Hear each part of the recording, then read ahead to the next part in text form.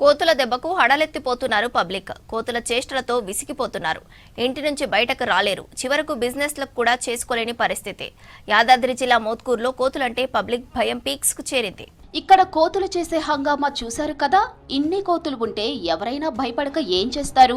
ఇప్పుడు మోత్కూరులో ఉండే పబ్లిక్ పరిస్థితి ఇదే. బయటకు రావాలంటే 1-2 సార్లు చుట్టూ చూసుకొని కోతులు లేవని నిర్ధారించుకొని మాత్రమే బయటకు వస్తున్నారు. 2 సార్లు ఇరిగినాయి కార్లు, తొండలలో ఇరిగి రాడ్లు పడ్డాయి. నడవలేకపోతున్నా. ఈ కోతులు చేయబట్టి కోతులే పడేసినాయి నన్ను. నాకు ఏ రోగం లేదు. అది ఇంట్లోకి వచ్చి ఎగబడి కరిచింది. ఒకసారి పడ్డా, ఒకసారి రోడ్డు మీదనే పడ్డా. మీద దునికేసరికి ఆడ రోడ్డు మీద పడ్డా. మళ్ళీ ఇంట్లోకి వచ్చి బయటకు వెళ్ళినాక మళ్ళీ ఇంటి లోపల కురుకొచ్చి మళ్ళీ మీద ఎగబడి మళ్ళా ఎగబడగానే మళ్ళా పడ్డా. కోతులు దాదాపు 200 కోతులు ఉన్నాయి ఇక్కడ ఈ గల్లీలో ఈ బస్తీ వరకే. పిల్లలు అన్నం వేసి పిల్లలు బజార్ల పంచి ఇట్లా పట్టుకుంటే ఎగబడి గుంజుక తింటున్నాయి, కరుస్తున్నాయి. పోరగాళ్ళు కూడా, పెద్దోళ్ళు కూడా భయపడుతున్నారు ఆ కోతులు చూసి. అసలు ఆ కోతులు గుంపు రాగానే ఇండ్లకు చొరబడుతున్నారు పెద్దోళ్ళే.